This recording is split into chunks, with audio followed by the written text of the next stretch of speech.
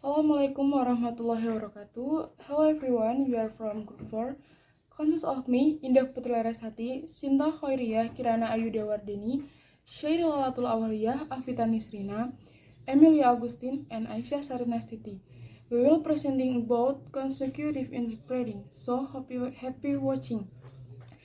This chapter provides an overview of the cognitive models that have shaped the teaching of interpreters, including models that specially address consecutive interpreting and discuss the practice of consecutive interpreting, beginning with a historical overview and moving to contemporary use. We also argue for a review of how consecutive interpreting, cognitive models, note-taking, and decision-making are taught in order to prepare interpreters to conference and non-conference interpreting.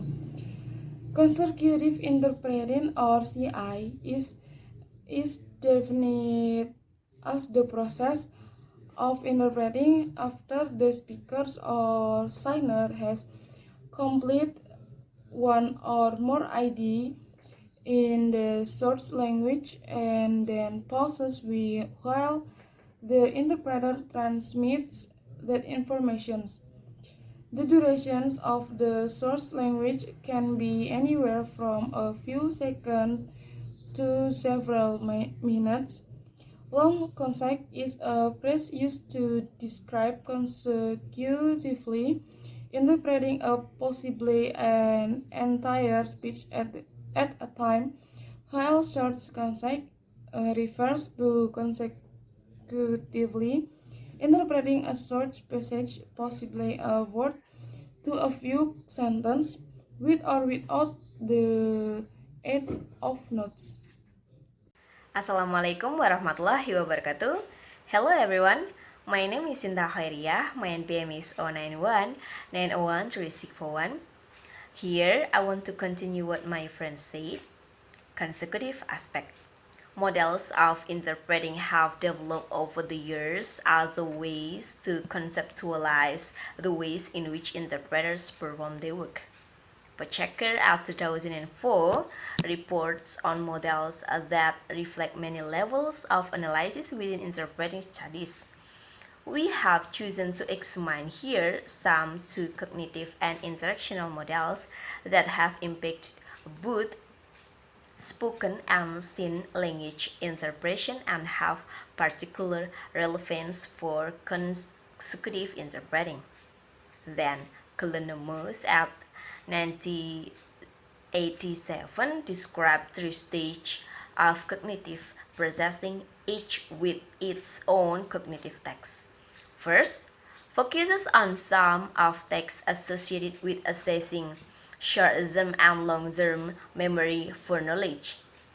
The second, making the target language suite based on linguistic and cultural knowledge, including awareness to discourse frames input ASL, or we call American Sign Language. The third, introducing communication norms into the discussion. Each of the cognitive models mentioned above has made contribution to the field of interpreting by articulating some of the process involved, thereby helping interpreters to find the strategies to improve their work, and offering tools to interpreting educators for teaching interpreting.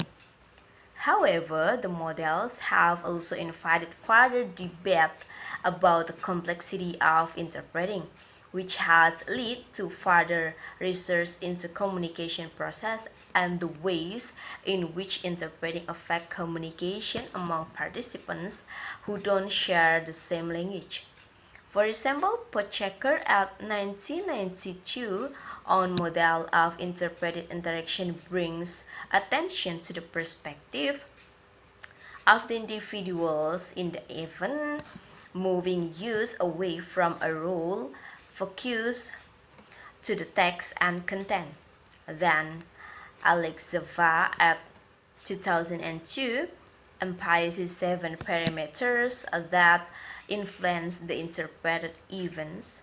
There are distinct versus proximity between participant, equality versus non-equality, formal setting versus informal setting, the share of conflicting goals of participant and cooperative of versus non-cooperative, that interpreting has become more established as a field of inquiry.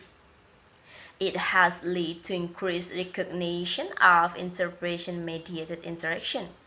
And then Watson Chu at 1998, distinguished between interpreting as text and interpreting as an activity. Two orientation that interpreters hold when they are working, and C introduce the pieces interactionally oriented that describe interpreters who coordinate interpreting both at the textual level and level of situated activity within the interpreted event. Within any of these cognitive models of interpreting is an understanding that communication, whether direct or mediated through interpreted, requires all participants to actively work at constructing meaning based on evidence provided by speakers. Some other dominant theories that have found a place in interpreting practice and action is Giles-Everts models, referred to as the Everts models in interpreting at 1995 until 2009, set out of series of models that are designed to explain the cognitive challenge of interpreting in order to highlight an interpreter's available choices and the strategies that could be employed by order to increase the likelihood of successful interpreting performance. Giles has two basic principles: interpreting requires mental energy that is available in limited supply, and interpreting takes up almost of the mental energy, sometimes requiring more than is available, at which times performance. The theoretic Giles next introduced to production effort, where the interpreter creates notes a role of short-term memory and long-term memory in interpretation. The reformulation phase of the model involves three efforts. The note reading effort is the first, where on long-term memory effort, which allows the interpreter to retry information about the original utterance. The second phase is the production effort, which relates to producing the message in target language, and it is the stage that interpreters employ problem solving strategies, for example, in finding the most accurate word for a particular linguistic context, of determining the most effective scientific structure, and last, emphasizes the value of drawing upon models such as Giles-Everts models as they break down the subskills required by the interpreters. When the subskills of consecutive interpreting becomes more routinized, the interpreter can be devote more attention to aspects of interpreting process, and they can be routinized, such as attending of contextual clues and rendering accurate and effective meanings. Okay, that's all from me.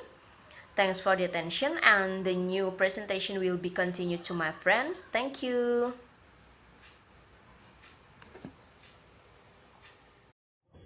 Meaning-based model of interpreting. The model developed in Russell specifically identifies the need for the interpreter to assess and apply contextual factors impacting the interpretations by actively using background knowledge about language, culture, conventional ways to communication in both language, and to determine whether to use consecutive or simultaneous interpreting within a given interaction. 1. Assess contextual factor and monitor the process. As the interpreter approach the interpreting task, contextual factor needs to be considered. Throughout the interaction, the interpreter constantly assesses contextual factor and their impact upon communication. Context helps the interpreter determine the speakers. In addition, during the interpret interaction, the translator monitors the communication process because the participants create additional context and experience through the dialogue. And second, comprehend search language message. During this stage, the interpreter must draw upon skills related to linguistic and cultural awareness, as well as the source analysis in order to support comprehension of the original message. The interpreter draws upon her fluency and both language in the following areas. 1. Synthetic knowledge. Second, semantic knowledge. Third, associated knowledge and background experience. 4. Cultural awareness. 5. Contextual knowledge. The interpreter is required to process information at lexical, phrasal, sentential, and resource level to determine the characteristics of the research frame that the speaker or signals is using. Then the translator needs to verify understanding and seek clarification. Lastly, this stage also includes checking and correcting error as appropriate. There may be a mistake created when the translator does not have adequate contextual knowledge of the content or the situation in which he interprets. And third, apply contextual and linguistic schemes and select simultaneous or consecutive interpreting. This stage involves applying the translator's continuous assessment of contextual factor awake interaction. In addition, the translator determines the method to be used in interpretation sequential or simultaneous interpretation. And 4. Formulate equivalent or affective message. The translator formulates and reviews the elements that will be used to express an affective message in the target language. Assessing contextual factor and monitoring process, then implementing them. And the last, produce target language interpretation. At this stage, the interpreter produces the target message. The interpreter continues to assess contextual factor and monitor the process to ensure the effectiveness of the interpretations among the practice. Practice historical overview. Interpreting has facilitated communication across language and culture throughout the history of humanity. In general, agrees that the professionalization of the conference interprets as we know it today originates from the Paris Peace Conference in 1918, where English and French are spoken. Che was done at the time by interpreting the entire length of the speech. This is done because the speaker does not want their speech interrupted by translator for fear of losing their elocutionary power. In addition, it is said that the audience, especially those who understand the language used by the speakers, wants to listen to the speech as a whole instead of breaking it down into short segments. In delivering the interpretation, interpreters generally relate on notes they took while listening to the short speech. They also had to have a good memory and analytical skills to process the information contained in a long speech. Good public speaking skills were important as well.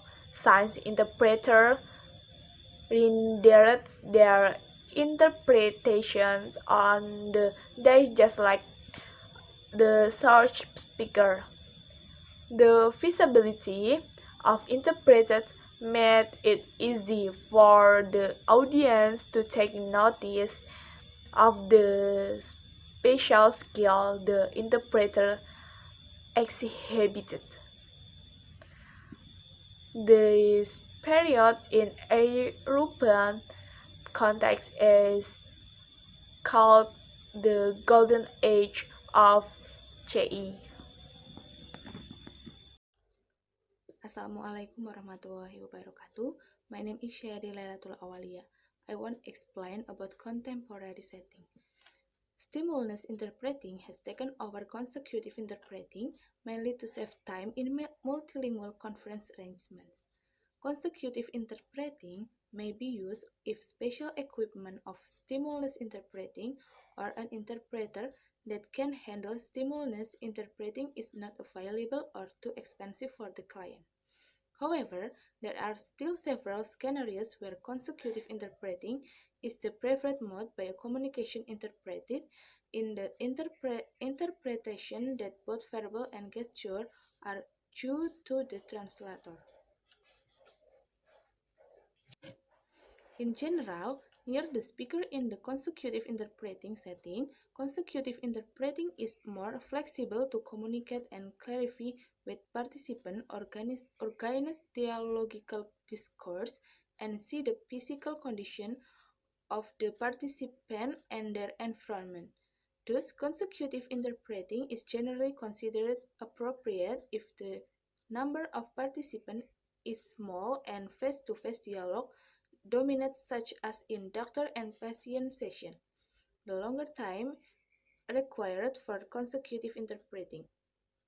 In addition, consecutive interpreting can achieve higher interpretation accuracy, perhaps because the translator needs more time to reformulate all elements of short speech, including tone and nuance, because successive translator hear the entire U-turns before delivering an interpretation. They know what they are interpreting and are less likely to fall victim to misguided anticipation. Successive translator can also clarify with the speaker if something is unclear about the speech. It is easier in bilingual existing to spot misinterpretation because such speech and interpretation are exposed in a consecutive interpreting. Corrections can be made in place during the pause between interpretation and subsequent U-turns by the speaker. The empirical study comparing consecutive interpreting and simultaneous interpreting in terms of accuracy and quality show the mixed results so far. In short, consecutive interpreting is used in a wide variety of settings, both international and intra-community. It may be observed today in diplomatic, political, and business meetings, and legal proceedings, doctor-patient communication, and various other face-to-face settings.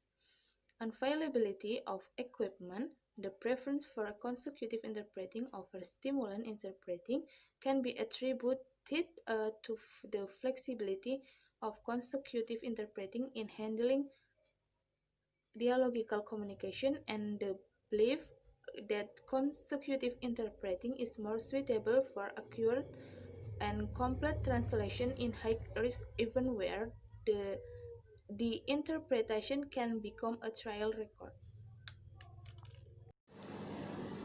Assalamualaikum warahmatullahi wabarakatuh. My name is Afita Nisrina Fairuz Afifuddin, and I will continue the previously presentation. I'm here.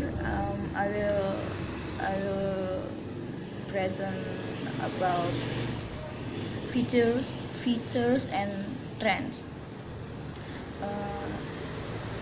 Features and trends can be roughly divided into two categories.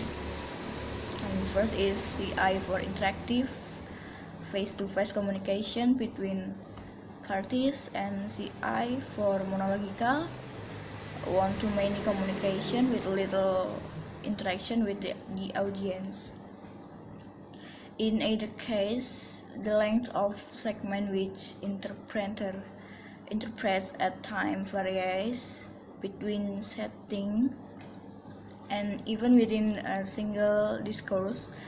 It can be short as a single word and as long as remarks more than several minutes.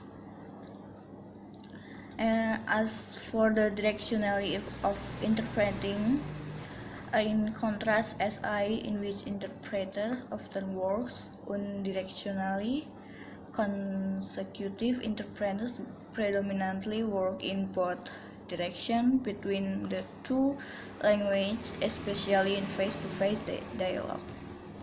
One of the main features of CIs in face-to-face dialogical interaction in interpreter active role as co-constructor in discourse in interpreted communication. The interpreter records the result speech with a portable recording device and simultaneously interpret its quick replay. And since the interpreter starts delivering the target language rendition after the speaker has stopped talking, it's a form of CI procedurally. With rendition itself is SI, since delivery takes place as the interpreter listens to the replayed speech. And next, note taking.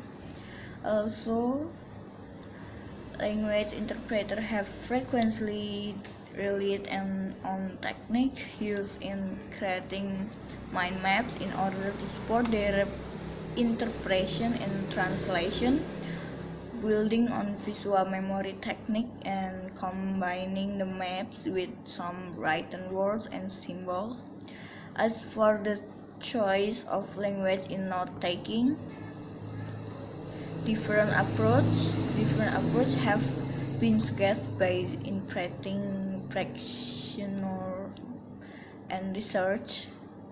The use of target language forces interpreters to translate as they take note, which should reduce the effort of required during the production stage.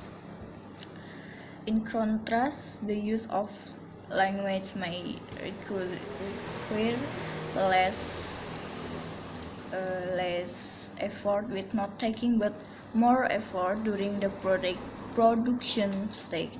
Use a language or a more economical language as the result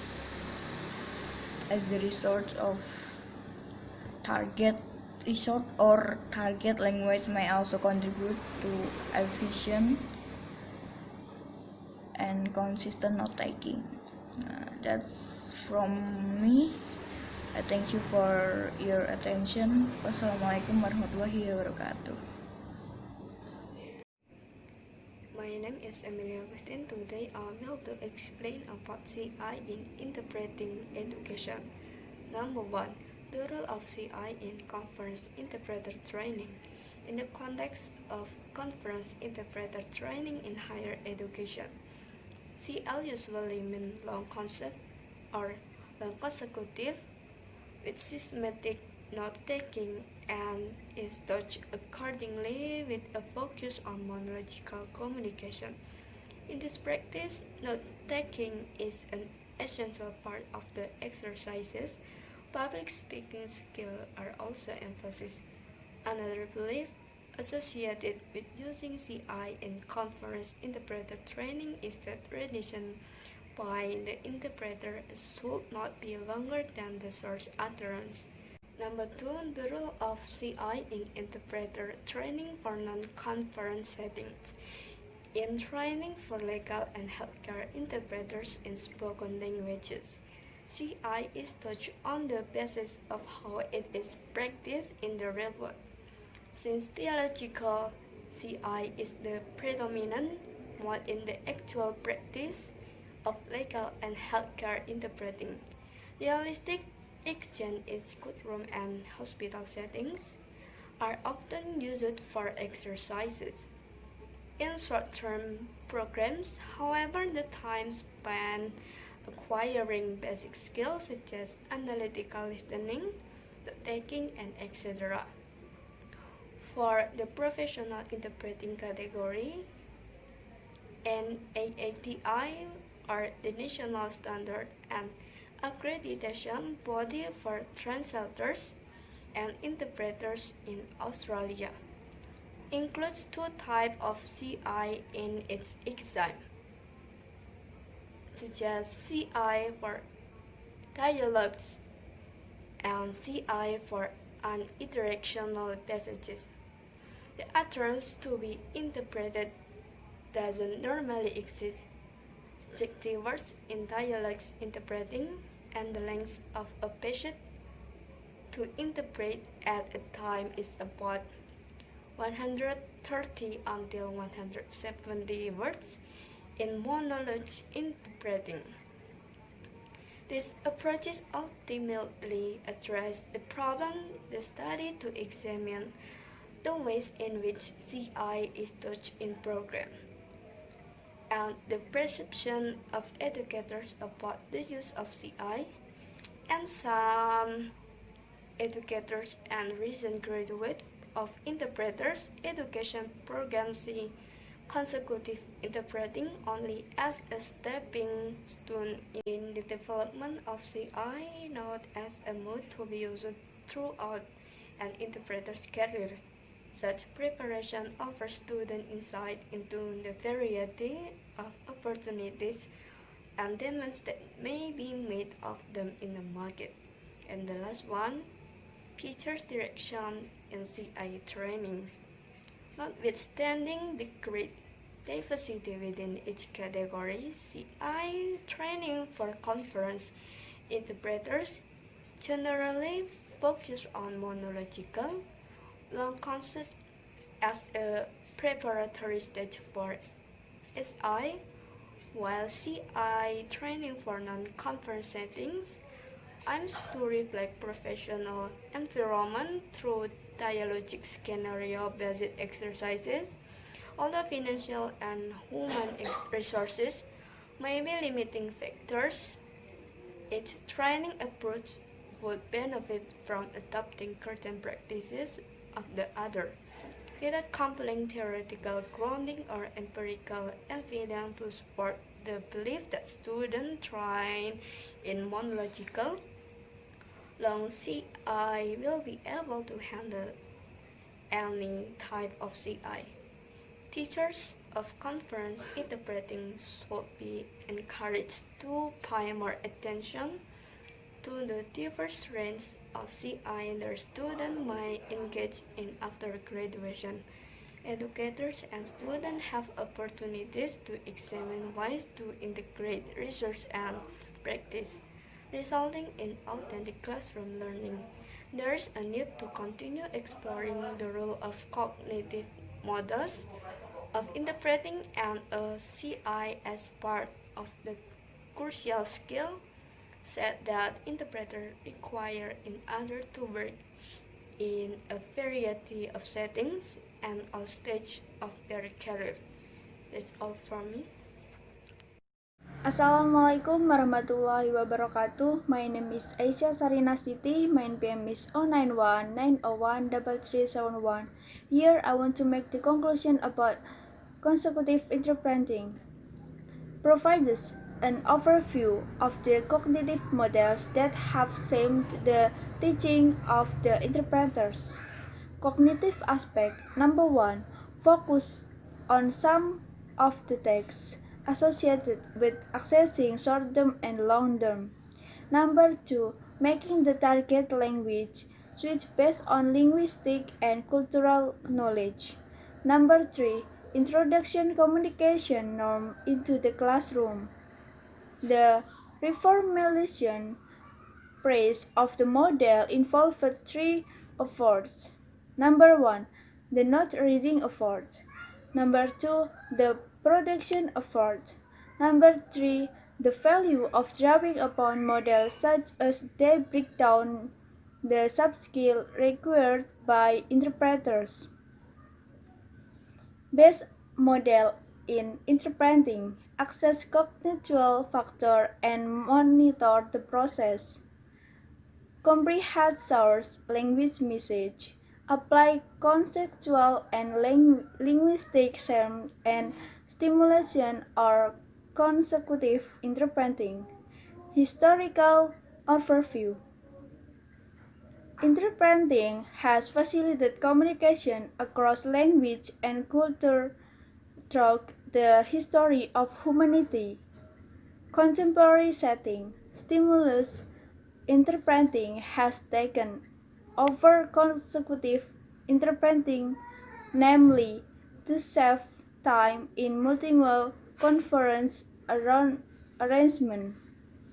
Consecutive interpreting may be used if special equipment for stimulus interpreting. CI in interpreting education in the context of conference interpreting training in higher education. CI usually means long concept with semantic notes taking and is taught accordingly with a focus on monolingual communication. Educators and students have opportunities to examine ways to integrate research and practice, resulting in authentic classroom learning. Thank you. That's all the presentation of our group. I'm as the moderator say sorry if we have mistakes. Thank you and wassalamualaikum warahmatullahi wabarakatuh.